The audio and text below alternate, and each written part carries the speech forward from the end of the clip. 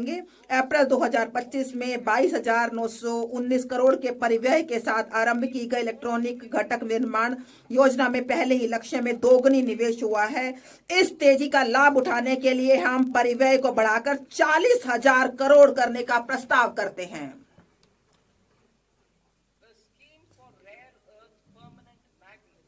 नवंबर 2025 में rare earth permanent magnet scheme आरंभ की गई थी। अब हम खनन, प्रसंस्करण, अनुसंधान और विनिर्माण को बढ़ावा देने के लिए समर्पित दुर्लभ खनिज कॉरिडोर स्थापित करने हेतु खनिज संपन्न राज्यों ओडिशा, केरल, आंध्र प्रदेश और तमिलनाडु की सहायता करने का प्रस्ताव करते हैं। घरेलू रासायनिक उत्पादन बढ़ाने और निर्यात निर्भरता कम करने के लिए हम क्लस्टर आधारित प्लग एंड प्ले मॉडल के आधार पर एक चुनौती मार्ग के माध्यम से 3 समर्पित रासायनिक पार्कों की स्थापना में राज्यों की मदद के लिए एक योजना का शुभारंभ करेंगे।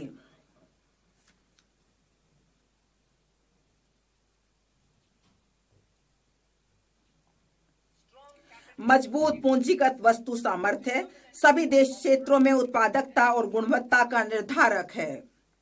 इस क्षमता के निर्माण हेतु मैं निम्नलिखित का प्रस्ताव करती हूं।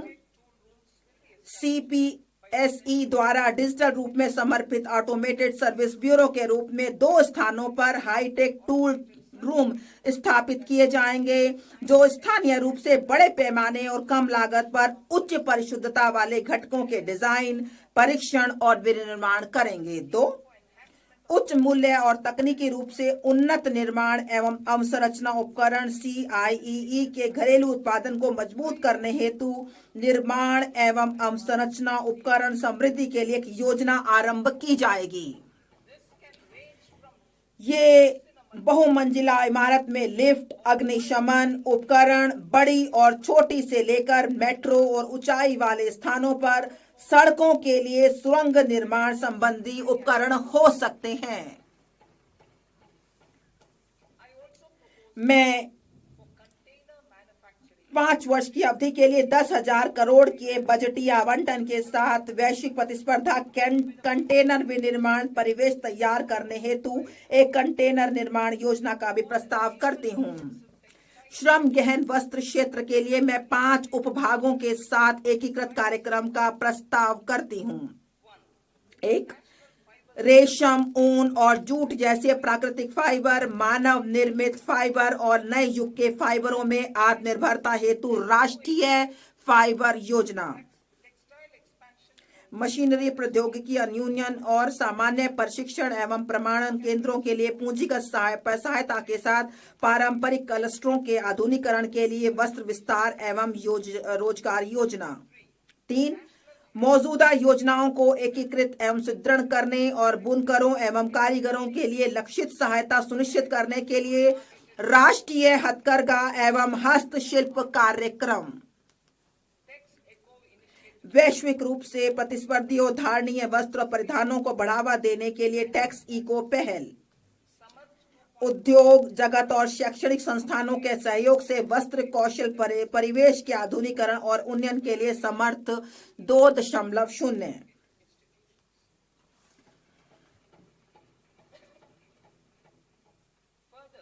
इसके अलावा मैं प्रस्ताव करती हूं कि चुनौती मोड में मेगा टेक्सटाइल पार्क स्थापित किए जाएंगे। वे तकनीकी टेक्सटाइल के मूल्यवर्धन पर भी ध्यान केंद्रित कर सकते हैं।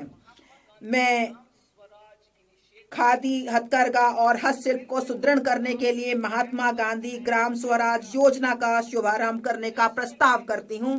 इससे वैश्विक बाजार समृद्धता और ब्रांडिंग में सहायता मिलेगी। यह प्रशिक्षण, कौशल, प्रक्रिया और उत्पादन गुणवत्ता को सुसंगत बनाएगा और सहायता प्रदान करेगा। यह हमारे बुनकरों, ग्रामीण उद्योगों, एक जिला एक उत्पाद पहल और ग्रामीण युवाओं को लाभान्वित करेगा। भारत में उच्च गुणवत्ता वाले खेलकूद के सस्ते सामानों के लिए एक वैश्विक केंद्र के रूप में उभरने की संभावना मौजूद है। मैं उपकरण डिजाइन एवं सामग्री विज्ञान में विनिर्माण, अनुसंधान और नवाचार को बढ़ावा देने हेतु खेलकूद के सामानों के लिए एक समर्पित पहल का प्रस्ताव करती हूँ। विरासत के औद्योगिक क्लस्टरों का कायाकल्प। मैं अवसंरचना और प्रौद्योगिकी उन्नयन के माध्यम से उनकी लागत, प्रतिस्पर्धात्मकता और दक्षता में सुधार करने के लिए 200 विरासत के औद्योगिक क्लस्टरों को पुनर्जीवित करने के लिए एक योजना शुरू करने का प्रस्ताव करती हूँ। चैंपियंस एसएमई का सृजन और सूक्ष्म उद्यमों को सहायता। एमएसएमई को विकास के एक महत्वपूर्ण इंजन के रूप में मान्यता देते हुए मैं चैंपियंस के रूप में उनके विकास में सहायता के लिए एक त्रिआयामी दृष्टिकोण का प्रस्ताव करती हूँ। इक्विटी सहायता। मैं भविष्य के चैंपियंस तैयार करने के लिए चुनिंदा मानदंडों के आधार पर उद्यमों को प्रोत्साहित करने के लिए एक समर्पित 10,000 करोड़ की एमएसएमई विकास निधि शुरू करने का प्रस्ताव करती हूँ।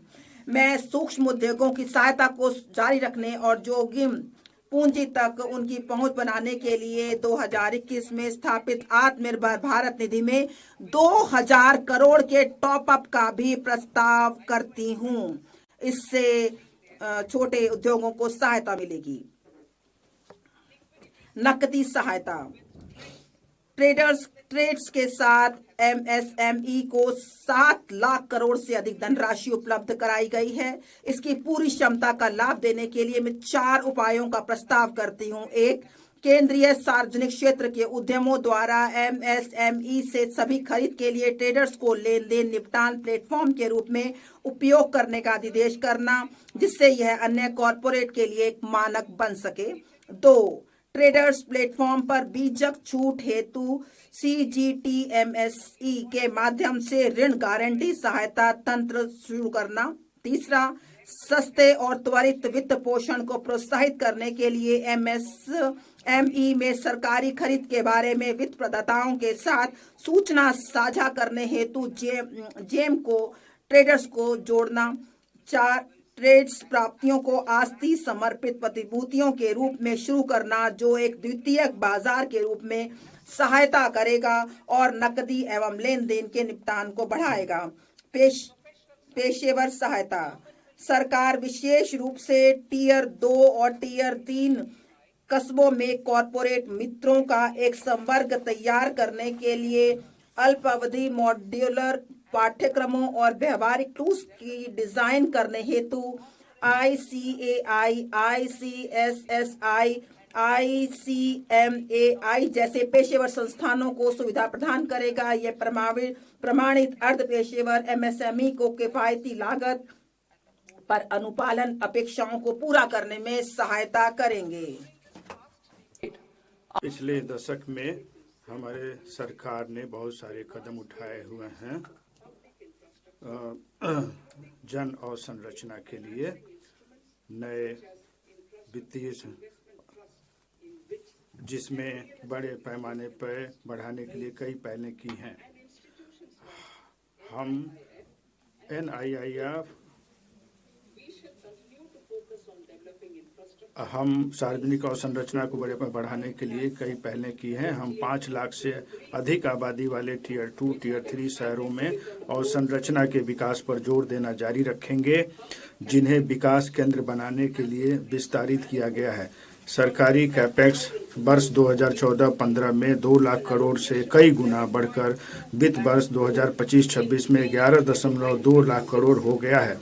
वित्त वर्ष 2026-27 में मैं इस गति को जारी रखने हेतु इसे बढ़ाकर 12.2 लाख करोड़ करने का प्रस्ताव करती हूँ।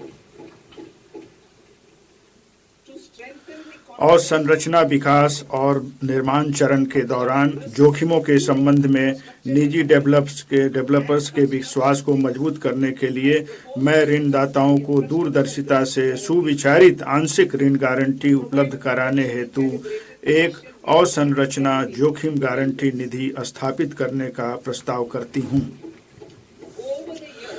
पिछले वर्षों के दौरान REITs परिसंपत्ति मुद्रीकरण के लिए एक सफल उपाय बनकर उभरे हैं।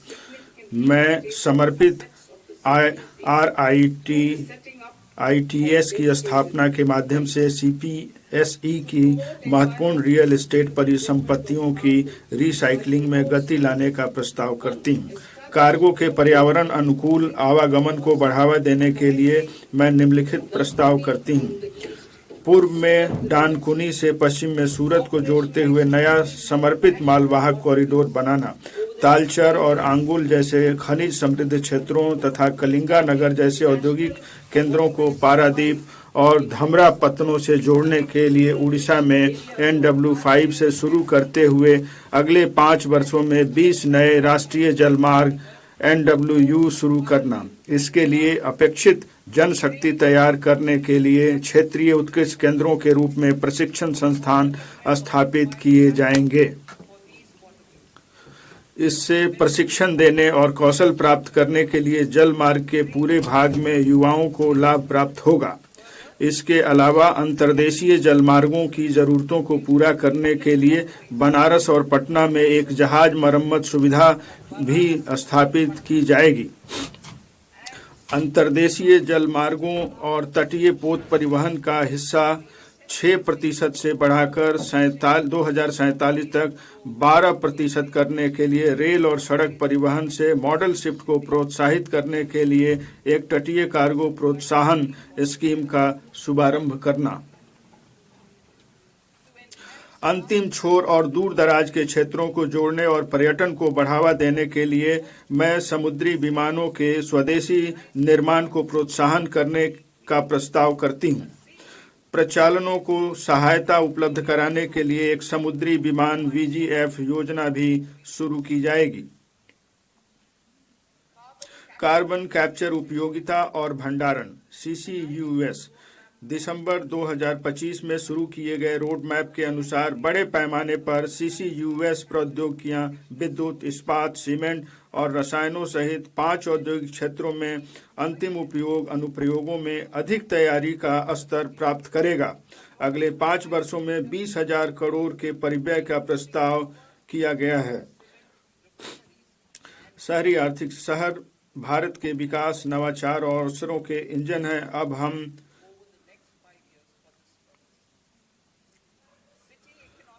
शहरी आर्थिक क्षेत्र। शहर भारत के विकास, नवाचार और अवसरों के इंजन हैं।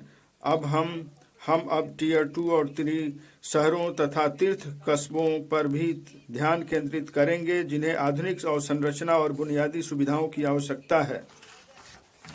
इस बजट का लक्ष्य उनके विशिष्ट विकास कारकों के आधार पर शहरी आर्थिक क्षेत्रों का मानचित्रण करके समूहों की आर्थिक शक्ति का उपयोग करने के लिए शहरों की क्षमता को और अधिक बढ़ाना है। सुधार सह परिणाम आधारित वित्त पोषण तंत्र से चुनौती मोड के माध्यम से उनकी योजनाओं को लागू करने के लिए 5 वर्षों में प्रति CER 5,000 करोड़ का आवंटन प्रस्तावित है। पर्यावरण से सतत यात्री प्रणालियों को बढ़ावा देने के लिए हम शहरों के बीच विकास संयोजक के रूप में 7 उच्च गति रेल कॉरिडोर अर्थात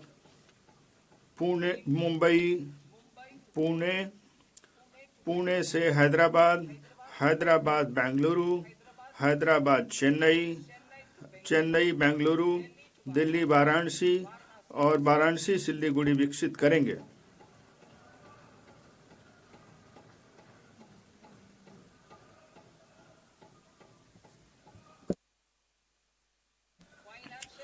वित्तीय क्षेत्र।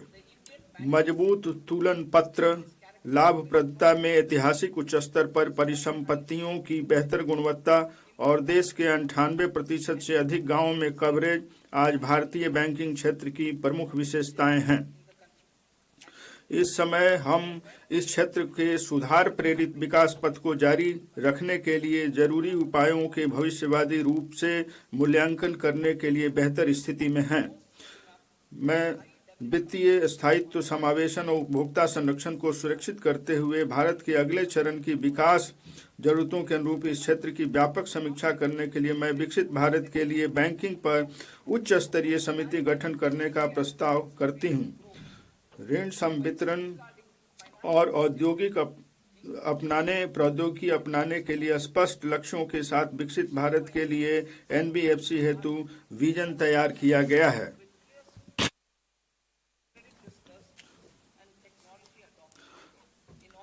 सार्वजनिक क्षेत्र के एनबीएफसी में उच्च स्तर प्राप्त करने और दक्षता में सुधार के उद्देश्य से प्रथम कदम के रूप में विद्युत वित्त निगम और ग्रामीण विद्युतीकरण निगम के पुनर्गठन का प्रस्ताव किया जाता है।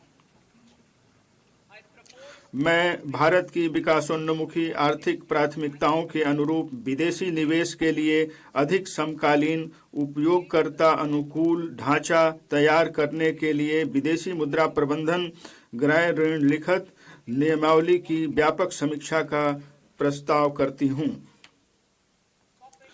कॉर्पोरेट बॉन्ड बाजार। मैं एक ऐसे बाजार निर्माण की संरचना पेश करने का प्रस्ताव करती हूं जहां कॉर्पोरेट बॉन्ड क्षेत्र में निधियों और व्युत्पन्नों के लिए पर्याप्त अवसर हों। मैं कॉर्पोरेट बॉन्डों पर पूर्ण रिटर्न स्वैप शुरू करने का भी प्रस्ताव करती हूं। Municipal bond. बड़े शहरों द्वारा आर्थिक मूल्य के म्युनिसिपल बॉन्ड जारी करने को बढ़ावा देने के लिए मैं 1000 करोड़ से अधिक का एकल बॉन्ड जारी करने के लिए 100 करोड़ के प्रोत्साहन का प्रस्ताव करती हूं। अमृत के अंतर्गत वर्तमान योजना जो